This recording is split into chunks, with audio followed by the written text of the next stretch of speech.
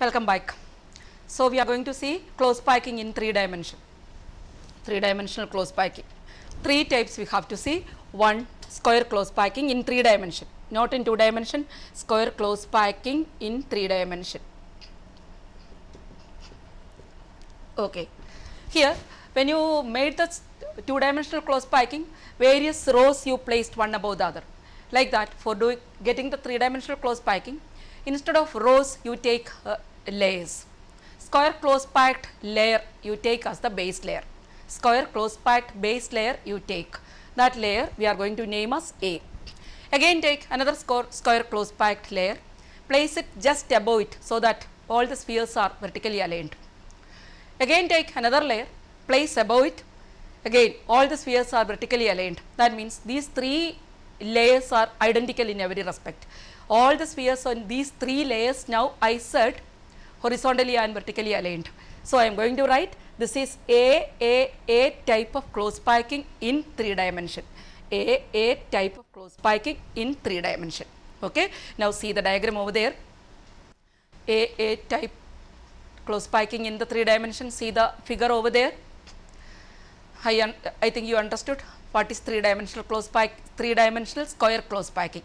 A smallest portion of that 3-dimensional square close packing that we can imagine only, we can see the diagram over there. There is no model to show you like that. You just see the diagram. A small portion of that 3-dimensional close packing, square close packing looks like what? It's not looking like it's a cube. It is a cube. So we say the primitive, the unit cell in square close packing is a primitive cubic unit cell. Primitive cubic unit cell. In the 3-dimensional square close packing, unit cell is primitive cubic unit cell. We already calculated the number of particles per unit cell. So the number of particles per unit cell in the square close packing in 3 dimension is equal to 1. Already calculated, it is 1. We know how to calculate that. Number of particles is equal to 1. Coordination number of each sphere. On the top, if you can see from the top, one sphere is surrounded by how many other spheres? 6 spheres. So coordination number of each sphere in this square close packing in 3 dimension is equal to 6. And packing efficiency, we have to calculate packing efficiency of square close packing in 3 dimension, that you are going to calculate and see. Now itself I will write packing efficiency. Packing efficiency of square close packing is equal to 52.4%. So remember, these are the things we obtained from the square close packing in 3 dimension. Named as A, unit cell is primitive cubic unit cell, number of particles per unit cell is equal to 6, coordination number of each particle is equal to 6, and packing efficiency is equal to 52.4. So this is square close packing in 3 dimension. Now let us see what is next. Next we are going to see hexagonal close packing in 3 dimension. Hexagonal close packing in 3 dimension. Okay. What is hexagonal close packing in 3 dimension? First layer is the hexagonal close packed base layer, 2-dimensional base layer. Remember what is hexagonal close packed base layer? The first layer is hexagonal close packed base layer. Name it as A layer. Take another hexagonal close packed layer, place it above the first layer so that some of the voids are covered. Why I said some of the voids are covered? Because you cannot cover all the voids by keeping a second layer above the first layer. Okay. Keep the second layer above the first layer. All are hexagonal close packed 2-dimensional layers in such a way that some of the voids are covered. Now you look at the diagram over there. First layer is there. Imagine that is the red circles. First layer. Second layer, the pink circles. Place the second layer above the first layer so that some of the voids are fully covered. Some voids which are already present are not fully covered. After keeping the second layer like this, so we kept A and B layer. You are getting 2 types of voids. One void is denoted by the letter T. Look at the diagram. one void is denoted by the letter T. That void is formed by 4 spheres like this. The name of that void is tetrahedral void because that is formed by 4 spheres. Another void you can see there, it is marked as O. Diagram I am not going to draw here, that you can see there. See the diagram on the board. That void is formed by 6 spheres, 3 spheres of the first layer and 3 spheres of the second layer. That void is known as octahedral void. The name, they got their name because the first one is formed by 4 spheres, its coordination number is 4. That is why tetrahedral void, not only because that you will get a tetrahedron, remember like this, but the second void coordination number is 6, you will get an octahedron, but remember coordination number is 6, so it is known as octahedral void. So after keeping A and B layer, we got 2 types of voids, tetrahedral void and octahedral void. So third layer, we are going to keep the third layer. We have 2 options. Which are the 2 options? Either you can keep the third layer above the tetrahedral void, or you can keep the third layer above the octahedral void. Which one you want to cover? Okay, let us go for covering the tetrahedral void. You keep the third layer in such a way that your tetrahedral void is covered. Okay, if you keep the third layer like that to cover the tetrahedral void, you will get, you can see that layer is vertically aligned with the first layer. If you keep the third layer above the tetrahedral void, you can notice that layer is vertically aligned with the first layer. So I am writing A, B, third layer is again A, next onwards I cannot explain like that, so I am going to write next will be B.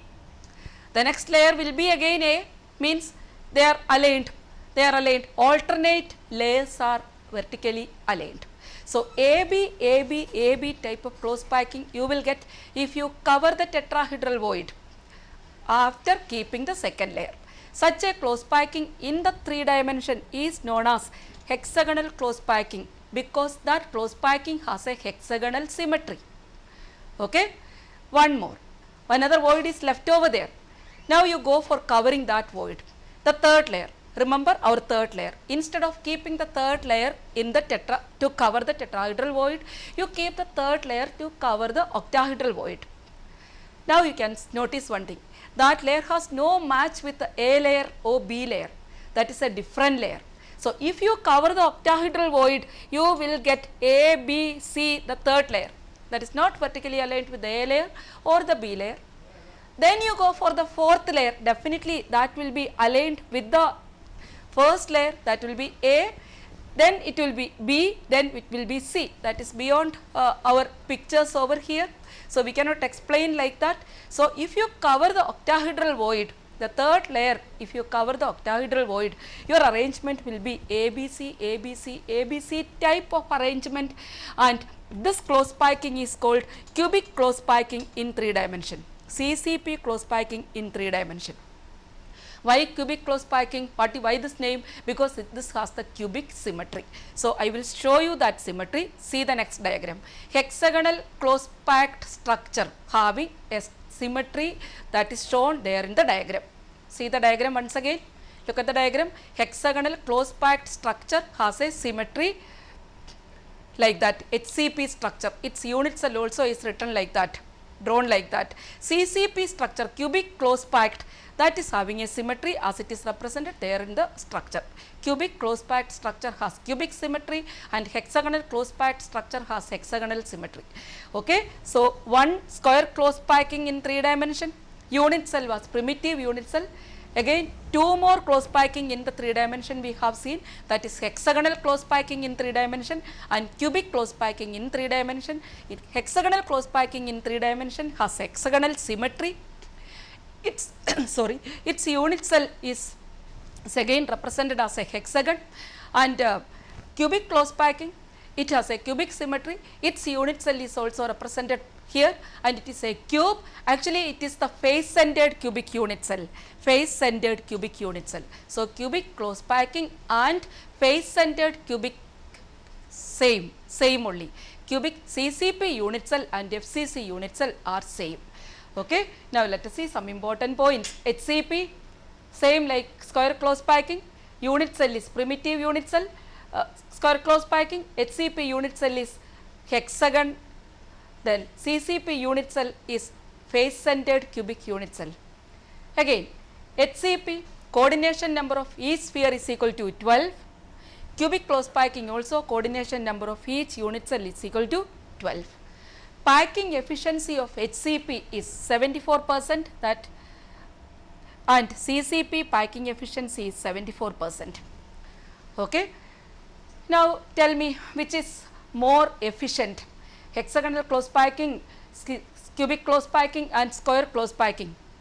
Out of this, from the efficiency calculation, packing efficiency calculation, we can see hexagonal close packing and cubic close packing are more efficient than square close packing in 3 dimension. Very few elements only represent the square close packing in the 3 dimension. Majority of the elements of either hexagonal close packing or cubic close packing. Hexagonal close packing we have examples zinc, magnesium, etc. Cubic close packing we have examples like say copper, silver, etc. And if you want example for square close packing, polonium is an example. Very few examples are only there because they are not that stable like hexagonal close packing or cubic close packing. Okay, understood all the different type of close packings. Now let us see what is next. Next is a packing efficiency calculation of FCC unit cell, BCC unit cell and simple cubic unit cell. I am not going to derive that. 12th standard students, you are all very good mathematicians, you know how to prove that. So in that derivation part I am not going to go into that derivation part. Then density of unit cell, that derivation also I am not going to show, but I will just write packing efficiency. Already I wrote the values over here. BCC packing efficiency is 68%. BCC is packing efficiency, body centered cubic unit cell. Density of unit cell is very important in doing the problem. The derivation is easy, that you can study Z into M divided by Na into A cube. This also you can understand very well, where Z is the number of particles in the unit cell, M is the atomic mass of the element, Na is the Avogadro number and A is the edge length of the unit cell. We study only cubic unit cell, so A cube is the volume of that unit cell, cubic unit cell. Now let us see what is next. Okay, next is imperfections in solid. When we started, what we learned when we started this lesson, crystalline solids, they have perfect order, long range order is there, but that is an ideal condition only. Ideal solids only have that perfect order.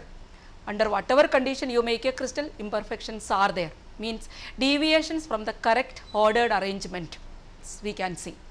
We are going to study point defects, means deviation or imperfection with respect to a particular point. Point defect means deviation with respect to a particular point, maybe missing or misplacement of an atom or an ion. Okay. Imperfections in solids are classified broadly as stoichiometric defects, non-stoichiometric defects and impurity defects. Out of that stoichiometric defects we are going to see, diagrams are over there, so I can go through it very fast. Stoichiometric defects in non-ionic solid. First of all, what is the meaning of stoichiometric defect? It will not change the stoichiometry, the composition of the metal, compound or element, whatever it is. First we are going to see stoichiometric defects in non-ionic solids. Two types are there, vacancy defect and interstitial defect. Look at that vacancy defect. You can see vacancies over there, is it? Some atoms are missing. These are the defects shown by non-ionic compounds. Vacancy defect, some atoms are missing. It's also known as thermodynamic defect, this vacancy defect, because number of defects increases with increase in temperature. Density of the crystal decreases because some atoms are missing. Okay. Silicon is an element which can show this vacancy defect. Interstitial defect, look at the diagram. What is that interstitial defect? Diagram itself can explain. Some extra atoms are occupying in the interstitial site. Some atoms are occupying in the interstitial site. Okay. You know hydrogen is used for hydrogenation of alkenes and in the presence of catalyst platinum, palladium, etc. What happens at that time actually? What happens is platinum, palladium, etc. absorb this hydrogen gas and this hydrogen atoms occupy in the interstitial sites. Okay. So, we can have interstitial elements with interstitial defect, and atom is placed in between the interstitial site of the already well ordered arrangement of that solid. So, interstitial defect is there. These are the two stoichiometric defects in non-ionic solid. Now, let us see stoichiometric defects in ionic solids. Now, we are going to see defects in ionic solid. Again, stoichiometric defect means it will not change the stoichiometry of the compound. One more thing, when you see this ionic defects in ionic solid, one important point, whatever defect is there, the electrical neutrality of that ionic compound will be maintained. Okay. So, let us see one by one. First is Frenkel defect. See the diagram, what is Frenkel defect? One cation is leaving its site and occupying in the interstitial site. Remember, only cations can do like that. Why cations only can do like that? Because cations are smaller in size. Cation leave from their site and leave in the and occupy in the interstitial site. Okay. So, density of the crystal will not change, cation is there, but what happens? Some vacancies are created, therefore, electrical conductivity of that substance will increase due to the presence of this defect. Again, only compounds containing small cations can show this type of defect, like silver chloride, ZNS, silver bromide, etc. can show this type of defect. Next is Schottky defect. Look at the diagram. Equal number of cations and anions are leaving the site. Vacancies you can see. Why equal number? Because of that equal number, electrical neutrality of the crystal is maintained. Sodium chloride can show like that.